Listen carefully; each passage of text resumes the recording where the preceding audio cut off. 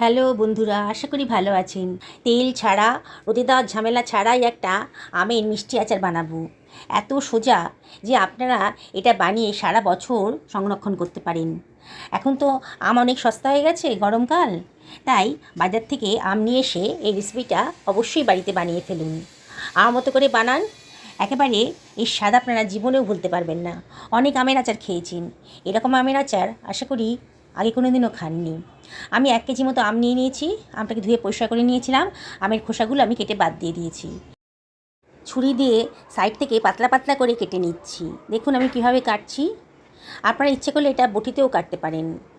Side থেকে খুব পাতলা পাতলা করে কেটে নিচ্ছি আমগুলোকে।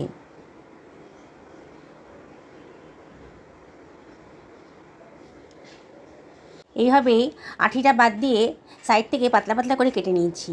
এবার আমি ছুরি দিয়ে লম্বা লম্বা করে কেটে নিচ্ছি। দেখুন খুব বেশি মোটাও হয়নি আর খুব বেশি পাতলাও হবে না। এইভাবে আমি লম্বা লম্বা করে কেটে নিচ্ছি।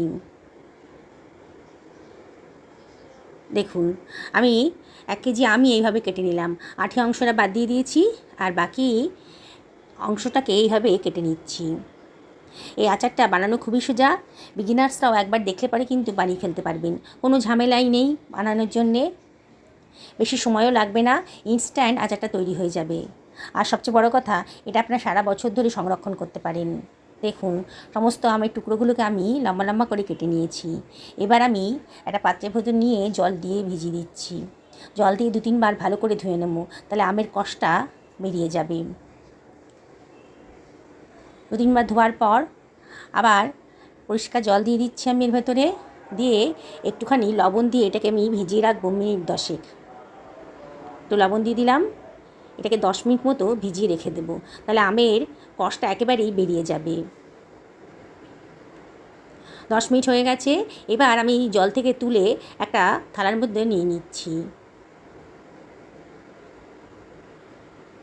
দেখুন বন্ধুরা, ইনস্ট্যান্ট আমের আচার তৈরি হয়ে যাচ্ছে, আর যেটা কিনা সারা বছর ধরে আপনারা সংরক্ষণ করতে পারবেন। থালার মধ্যে নিয়ে নিলাম। আমি কোনো জল রাখবো না, জল থাকলে কিন্তু আমটা পচে যাবে, আমের আচারটা কি পচে যাবে। সেই জন্য একটা কিচেন টাওয়াল দিয়ে আমগুলোকে শুকিয়ে নিচ্ছি। আপনারা ইচ্ছে করলে ফ্যানের তলায় দিয়ে দিতে পারেন, তাহলে একেবারেই শুকিয়ে যাবে আমগুলো গায়ে যেন কোনো জল না থাকে। দেখুন আমগুলোকে আমি ভালো করে শুকিয়ে নিচ্ছি কিচেন টাওয়াল দিয়ে। এবার একটা কাচের পাত্রের ভেতর নিয়ে নিচ্ছি আমগুলোকে। এবারে আমি এর ভেতর দিয়ে দিচ্ছি হাফ বাটি মতো চিনি। হাফ বাটি একটু বেশি হবে চিনি দিলাম। চিনিটা আপনার নিজেদের পছন্দ মতো দেবেন, খুব বেশি দেওয়ার দরকার নেই আর খুব একটা কমও দেবেন না। আমি একটু টকটক রাখবো বলে একটু কমই দিলাম।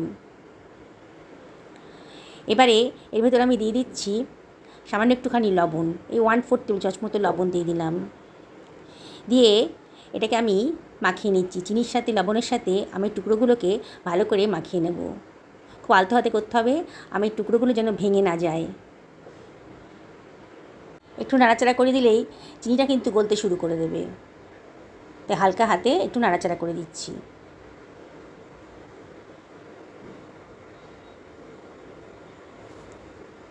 এবার এর ভেতর দিয়ে দেবো 4 টেবিল চামচ মতো হোয়াইট ভিনিগার।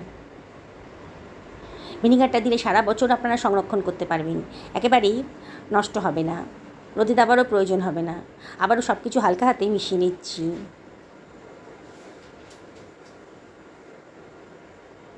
এটা খুব যত্ন করে করতে হবে আর খুব হালকা হাতে করতে হবে, জোর দেওয়া যাবে না। দেখুন এগুলোকে এবার ঢাকা দিয়ে আধ ঘন্টা মতো রেখে দিলাম। আমি এর মধ্যে একটা মশলা বানিয়ে নিচ্ছি। ফ্রাই প্যানটা গরম করার পর একটা শুকনো লঙ্কা দিয়ে দিয়েছি আর দিয়ে দিচ্ছি 1 টেবিল চামচ মতো 5 ফোড়ন। এটাকে হালকা করে একটু রোস্ট করে নিচ্ছি। যখন একটা সুঘ্রাণ গন্ধ বেরোতে আরম্ভ করবে তখন গ্যাসের ফ্লেমটা অফ করে দিতে হবে, নাহলে কিন্তু তিতো হয়ে যাবে, পুড়ে যাবে মশলাটা। এবার একটা ছোটো হামালদিস্তা নিয়ে নিয়েছি। আপনারা ইচ্ছে করলে এটা শিলনোড়াতেও গ্রাইন্ড করে নিতে পারেন। এতটুকু মশলা মিক্সিতে গ্রাইন্ড করা একটু কষ্টকর, তাই জন্য এটা হামালদিস্তাতে একটু থেতো করে নিচ্ছি। খুব একটা বেশি মিহি করব না। দেখুন হয়ে গেছে, সুন্দর একটা গন্ধ বেরোচ্ছে। আমি 4টে শুকনো লঙ্কা নিয়ে নিয়েছি, লঙ্কার বোটাগুলোকে আমি বাদ দিয়ে দিচ্ছি। এবার লঙ্কাগুলোকে আমি কাঁচি দিয়ে খুব ছোটো ছোটো করে কেটে নিচ্ছি। দেখুন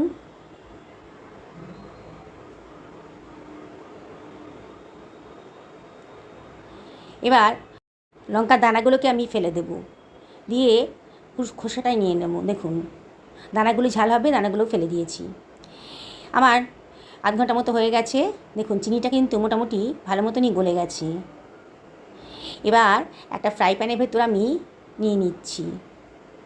নিচের চিনিটা অতটা গলেনি, নিচের চিনিটা একটু শক্ত ছিল।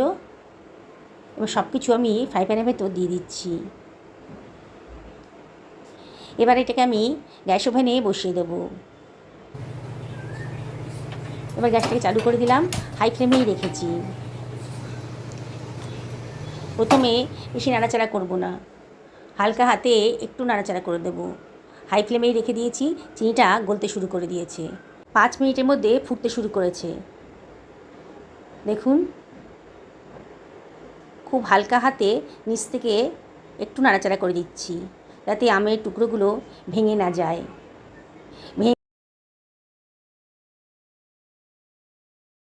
এইভাবে আমি আমগুলোকে সেদ্ধ হতে দেব। দেখুন অনেকটা কিন্তু চিনির রসটা শুকিয়ে এসছে।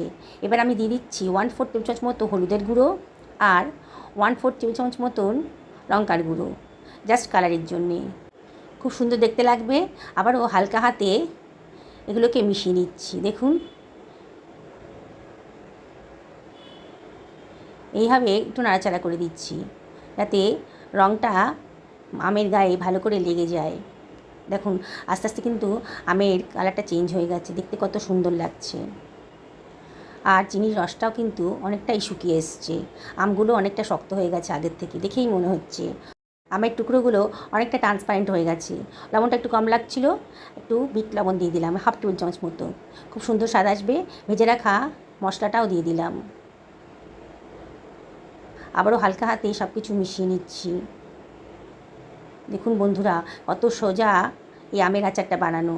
আর সবচেয়ে বড় কথা বললাম না, এটা সারা বছর ধরে আপনারা বানিয়ে রাখতে পারবেন। এবার গ্যাসের ফ্লেমটা আমি লো করে দিয়েছি, আরও শুকিয়ে নেব, আমের গায়ে একেবারে লেগে যাবে। এবার যে লঙ্কার টুকরোগুলো আমি কেটে রেখেছিলাম, শুকনো লঙ্কার টুকরোগুলো, সেগুলো দিয়ে দিয়েছি। দেখুন দেওয়ার পর কত সুন্দর দেখতে লাগছে। ঝাল হবে না, কিন্তু কালারটা দারুণ সুন্দর হয়ে গেছে। দেখুন একেবারেই শুকিয়ে গেছে।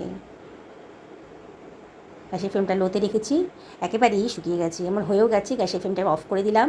এবার এটাকে আমি একটা পাত্রের ভেতর সার্ভ করে দিচ্ছি। বন্ধুরা রেসিপিটা ভালো লাগলে পরে একটা লাইক করবেন আর অবশ্যই কমেন্ট করবেন। পুরনো বন্ধুদেরকে অনেক ধন্যবাদ, তাদের সাপোর্টের জন্য আজকে এত দূর আসতে পেরেছি। আর নতুন বন্ধুদেরকে রিকোয়েস্ট করব আমার চ্যানেলটা সাবস্ক্রাইব করার জন্যে। দেখুন বন্ধুরা কি সুন্দর আমের টক মিষ্টি ঝাল আচার রেডি হয়ে গেছে। তাহলে আর দেরি করবেন না, আজই বানিয়ে ফেলুন। সকলে ভালো থাকুন।